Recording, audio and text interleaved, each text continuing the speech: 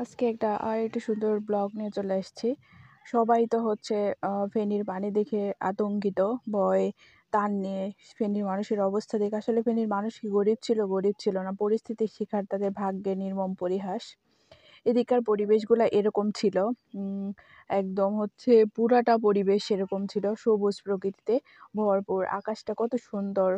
কে জানতো যে এই প্রকৃতি একটা হচ্ছে ভয়ঙ্কর রূপ নিবে, ভয়ঙ্কর পরিস্থিতি ডেকে আনবে। কখনো কি ভাবা গেছে? এই প্রকৃতির দিয়ে আমি ঘুরেছি, এই দিক দিয়ে হেঁটেছি, তখন এরকম হালকা পানি ছিল। এই পানিটা আর কি বৃষ্টির পানি। এরকম পানি সব মাঠেই হয়, সচরাচর সব অঞ্চলেই হয়। তো এটা ছিল সেই পানি, আর মাঠ ভরা ধান। ধান একদম থোড় ধান। আর অল্প কয়দিন গেলেই হচ্ছে ধানটা কাটা যাবে। হয়তো ১৫ দিন, উম আর ১৫ দিন গেলেই হয়তো ধানটা কেটে নিতে পারতো, এরকম। আর পুকুর ভরা হচ্ছে মাছ ছিল। আমি যাওয়ার সময় এটা দেখে গেছি যে এরকম পরিস্থিতি। তো বাসা থেকে আমার ফোন আসে, বাবা অসুস্থ হওয়ার কারণে আমি হচ্ছে বাড়ি চলে যাই। বাড়িতে যাওয়ার হচ্ছে ১ দিন, ২ দিন, ৩ দিন পর এরকম শুনি যে এরকম ফেনীতে এরকম ভয়াবহ হচ্ছে বন্যা পরিস্থিতি। ভারতের হচ্ছে দিয়ে করে দিছে। তো এই কারণে এই পরিস্থিতি। তো তারপরে যখন আর কি চলে আসে, পরে খোঁজ নিতে থাকি। এই পুকুরের পাড়গুলো, পুকুর ভর্তি মাছ ছিল, আর মাঠে হালকা পানি। এটা হচ্ছে ধান লাগানোর জন্য জমিটা হচ্ছে বানিয়েছিল, যে এখানে ধান লাগাবে। আর বাকি যে ধানগুলা এখানে প্রায় দেখি সবসময় কোনো না কোনো জমিতে ধান থাকে। এটা আসলে কি ধরনের ফসল আমি জানি না, কয়টা ফসল হয় এক জমিতে জানি না আমি। তো যাই হোক, এই তো সুন্দর প্রকৃতি কতটা হচ্ছে ভয়ঙ্কর আর কতটা নির্মমতা ডেকে নিয়ে আসছে, আর কতটা ক্ষতিগ্রস্ত হয়েছে এখানকার মানুষ। এটা ভিটা, হ্যাঁ, আমি এই ভিটাটার উপর দিয়ে হাঁটছি, পুকুর পাড়ে যে জায়গাটা, এদিক দিয়ে হাঁটছি, ভিডিও করছি, ওদের সাথে কতটা আনন্দ করছি। কে জানতো যে এটা এরকম ভয়াবহ ধারণ করবে। এই যে সবটা ডুবে গেছে। যে ওইটা আগের ভিডিও, এটা হচ্ছে পানি আসার পরের ভিডিও। পুরাটা ডুবে গেছে। ধানের ফসলের জমি থেকে শুরু করে আকাশটা কেমন থমথমে হয়ে আছে। এখন আর ওইরকম সুন্দর পাখি ডাকে না, ওইরকম সুন্দরভাবে প্রাণ চঞ্চলতা নেই জায়গাটার। জায়গাটা কেমন একটা থমথমে হয়ে আছে। তবে হ্যাঁ, প্রচুর মাছ আসছে। যে মাছগুলো আমি ভিডিওগুলো ছাড়ি, এই মাছগুলো সম্পূর্ণ মাছগুলো এইখানকার। এখান থেকে মারে, এখান থেকে মেরে মেরে তুলে নিয়ে আসে। তো এই যে পুকুরের পাড়, জাল কিনে পুরাটা পুকুরের পাড় হচ্ছে ঘিরে দিয়েছে। তবুও তো হচ্ছে মনের যে একটা কষ্ট, যে সবকিছু এরকমভাবে পানির নিচে তলিয়ে যাবে, গ্রামের পর গ্রাম।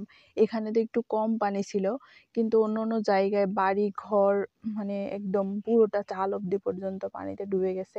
এদিক দিয়ে তো কম পানি ছিল, কারণ আমার শ্বশুর বাড়ি, কাকা শ্বশুরের বাড়িতে পানি উঠছিল না, কিন্তু অন্য অঞ্চলে তো সব তলিয়ে গেছে। তো এই যে পানি এখন চলে গেছে, চলে যাওয়ার পরে এই যে হচ্ছে করুণ হচ্ছে মাঠের পরিণতি। এই যে ডুবে যাওয়া ধান, পানি চলে গেছে, ধানের গাছগুলো মরে গেছে, ধানগুলো কে আগায় এরকম মরে গেছে। পুরা মাঠের ধারে এখন আর যাওয়া যায় না গন্ধে। কোথাও হচ্ছে ফসল পচা গন্ধ, কোথাও মাছ পচা গন্ধ। এই যে পানি চলে যাওয়ার পরে পাড়ের দিক দিয়ে যে জালগুলো দিয়েছিল, সেই জালগুলো তুলে নিয়েছে। আর এরকম, তো আসার পরে ভাবলাম যে একটু হচ্ছে সবার সাথে শেয়ার করি। তো সবগুলো ভিডিও আমি একসাথে শেয়ার করলাম, কারণ এই ভিডিওগুলো যখন আমি করেছিলাম তখন প্রকৃতি কেমন ছিল, পানি আসার পরে প্রকৃতি কেমন ছিল, আর এখন প্রকৃতির অবস্থা কেমন, মাঠের অবস্থা কেমন, মানুষের কতটা ক্ষয়ক্ষতি হয়েছে, সম্পূর্ণ মিলিয়ে ওই ভিডিওগুলোতেই এন্দ প্রমাণ যাইবে পাওয়া বাড়ি যায় যে আসলে এদিককার মানুষ এন্দ কতটা ক্ষতিগ্রস্ত হয়েছে। মাঠের পর মাঠ ধান ডুবে গেছে, মাঠের পর মাঠ, গ্রামের পর গ্রাম ডুবে গেছে, বাড়িঘর ডুবে গেছে। এইরকম একটা পরিস্থিতিতে তুমি মানুষের শাশুড়ি দিয়ে দিকে ভাত মাছ খাবো চলে গেছে, বাড়িতে ধান চাল কত দিতেছে কিছু থাকে গৃহস্থ দান বাড়িতে, দিয়ে সব পানির নিচে পানি তলিয়ে ডাক গেছে।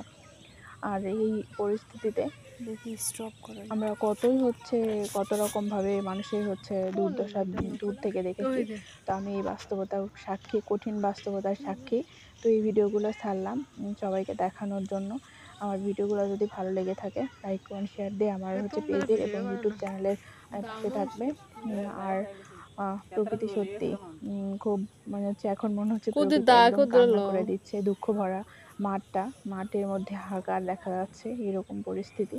এখন খারাপ লাগে, তারপরে পানি নেমে গেছে, এখন হয়তো আবার আগের মতো পরিস্থিতি ফিরে আসবে। এটা আর এই সব যে মানুষ মায়ের হচ্ছে নৌকা দিয়ে চলাফেরা